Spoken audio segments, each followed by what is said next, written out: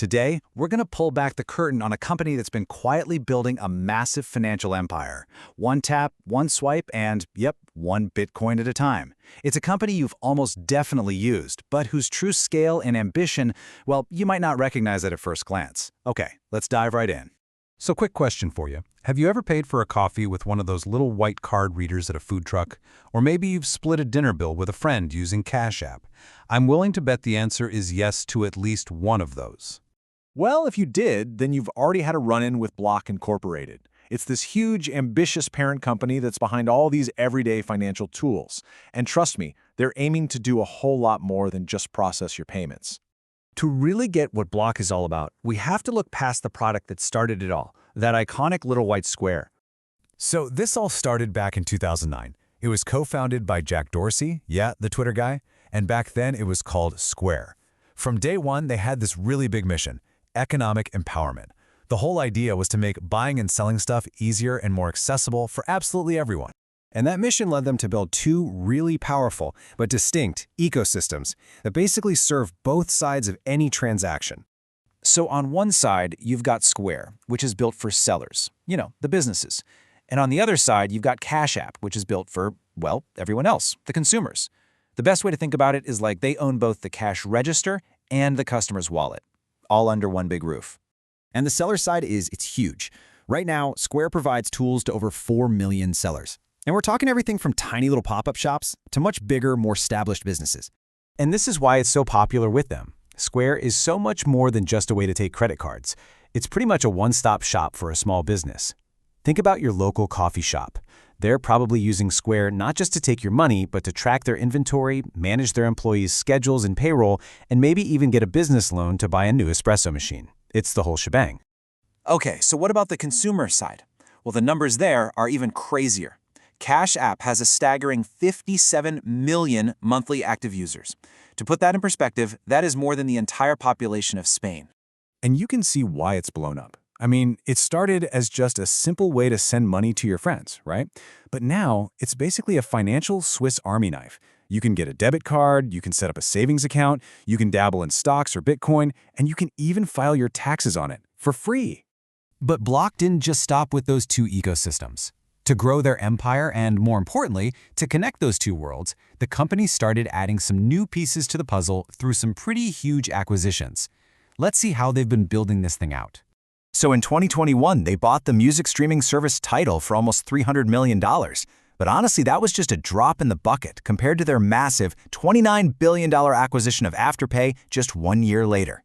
So Afterpay is a giant in the buy now, pay later world. You know the deal. It lets you buy something right away and just pay for it in a few smaller interest-free installments. The really clever part here is how it plugs right into both sides of Block's business. Sellers on Square can easily offer it to you at checkout, which can help them boost sales. And Cash App users can manage all their payments directly inside the app. It's a perfect fit. The Tidal deal, on the other hand, well, that one was a bit of a head-scratcher for a lot of people. I mean, unlike Afterpay, a music streaming service doesn't have an obvious connection to what Block does. The official story was that they wanted to help artists make money in new ways, but it's been a tough fit. And the fact that Block is now scaling back its investment suggests they're kind of retreating to focus more on their financial tech roots.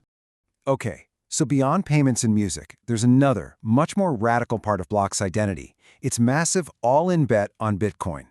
Now, to understand this bet, you just need to know what a self-custody wallet is. It's pretty simple, actually. It just means that you, and only you, control the digital keys to your crypto. There's no bank, no exchange in the middle. Think of it like holding physical cash in your own wallet. You're in complete control. And Block is going all in on this. First, they launched BitKey, which is a really user-friendly hardware wallet designed to make self-custody easy for regular people. And then there's Proto, a project that's aiming to completely shake up how Bitcoin is mined in the first place. Yeah, this isn't just some side project for them. Their goal is to basically break open the very centralized world of Bitcoin mining. That word hash rate just means all the computing power being used to run the network. By decentralizing it, Block wants to make it way harder for any one company or even any one country to control the Bitcoin network. It's a huge deal. Of course, any company that grows this fast and takes such huge swings is bound to have a story filled with incredible wins and some pretty significant challenges. So here's the quick highlight reel. It all starts with the idea for Square in 2009. Cash App comes along in 2013, they go public in 2015, and then in 2021, they rebrand from Square to Block, which was a huge signal that their ambitions had grown way, way beyond that first little white reader. But that explosive growth hasn't been without some serious controversy. In March of 2023, a pretty brutal report dropped from Hindenburg Research. Now, Hindenburg is a famous short-selling firm, and they're known for these deep-dive investigations. They accused Block of basically inflating its user numbers and, worse, profiting from fraud happening on the Cash App platform. As you can imagine, Block fired back, and they fired back hard. They called the report factually inaccurate and misleading, and said they planned to work with the SEC and even explore legal action against Hindenburg. And that really brings us to the central question, doesn't it? Is Block truly building the future of a more accessible, decentralized economy like they say they are? Or has it just become this sprawling financial giant juggling so many different pieces, from music streaming to Bitcoin mining, that it's become too complex to manage and maybe even too complex to secure? That's the billion-dollar question.